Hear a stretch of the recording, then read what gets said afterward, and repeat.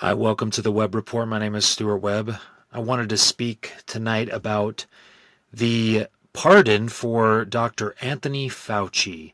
Yes, the man who was instrumental in destroying our natural rights, who was on TV for a year and a half telling us when we could use the bathroom and when we could brush our teeth and when we could cough and when we could speak and when we could sing, and basically dictating what we're allowed to do, essentially destroying our natural rights completely. A man who was just instrumental in doing that. And he just received a pardon from Joe Biden, about a week ago. And what's interesting is that I thought in order to pardon someone, they had to do something wrong, right? They had to be convicted of a crime. They had to be charged, prosecuted, and convicted, which, well, Anthony Fauci's been accused of many crimes, which he probably committed. He's never formally been charged, convicted, and prosecuted, and convicted of those crimes. So Joseph R. Biden here, he preemptively pardoned Dr. Fauci.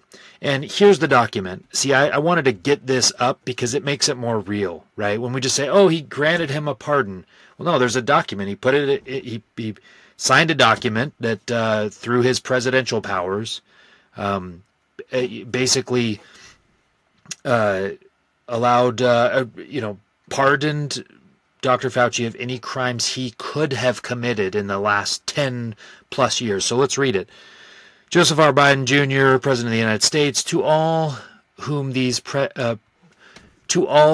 presents shall come, greeting. Be it known that this day, I, Joseph R. Biden Jr., President of the United States, pursuant to my powers under Article 2, Section 2, Clause 1 of the Constitution, have granted unto Dr. Anthony S. Fauci a full and unconditional pardon for any offenses against the United States which he may have committed or taken part in during the period from January 1st to 2014, so 11 years ago, through the date of this pardon arising from or in any manner related to his service as director of the National Institution of Allergy and Infectious Diseases, the NIH, also known as the NIH, as a member of the White House Coronavirus Task Force, or the White House COVID-19 response team, or as chief medical advisor to the president. In testimony thereof, I hereunto sign my name and cause the seal of the Department of Justice to be affixed, etc., on this date. So here's the pardon for Anthony Fauci. So, he could have committed murder. He could have unleashed the entire virus himself, but no, he's pardoned. He hasn't been charged, prosecuted, and convicted of any crime.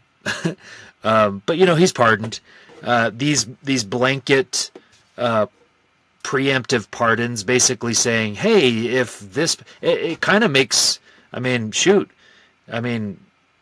if Anthony Fauci knew he was going to get one of these, he could have done literally whatever, and apparently he's off the hook, right? So it's completely unjust and improper, completely, and just totally wrong. And I want to connect this now a little bit to how this works, okay? And if you go to the scriptures, you go to the Book of Mormon, Helaman chapter 6, verse 21. This is how it works, okay? It says it right here in the scriptures. God has given us these warnings. But behold, Satan did stir up the hearts of the more part of the Nephites, insomuch that they did unite with those band of robbers, and did enter into their covenants and their oaths, that they would protect and preserve one another in whatsoever difficult circumstances they should be placed, that they should not suffer for their murders and their plunderings and their stealings. It's kind of similar. Interesting, huh? Verse 22, and it came to pass that they did have their signs, yea, their secret signs and their secret words, and this that they might distinguish a brother who had entered into the covenant, that whatsoever wickedness his brother should do, he should not be injured by his brother, nor by those who did belong to his band, who had taken this covenant. And thus they might murder and plunder and steal and commit whoredoms and all manner of wickedness, contrary to the law of their country and also the laws of their God. This is a very important chapter in the Book of Mormon, an extremely important warning. It's right there. God gives it to us through his prophets, just right there on a platter. And then you just come over here and you wonder, if you're wondering why these criminals get away with this stuff, that's why. You read the scriptures, okay? Take it seriously, okay? If you're upset about Anthony Fauci's pardon and all the other pardons for people, just blanket pardons, oh, if they committed a crime, they're off the hook. Just if they did. It's like, wait, so they haven't been charged with anything? You're not... They're... No, just if they could have had a mass genocide, they could have killed 100 people, it doesn't matter. We're protecting them. That's what this is, okay? This pardon right here in front of us represents what I just read out of the scriptures. That's what it is. And it happens on both sides. It happens, unfortunately, this happens all too often, and it has infested our government. And this is why there's so much corruption and evil, because of this. So take it seriously. If you're upset about these pardons, well, the Lord told us that this was how it's done. And until we take it seriously, it's going to keep happening. I mean, why wouldn't it? If we just allow it to happen, and we don't take the warning seriously, then of course they're going to continue to do it.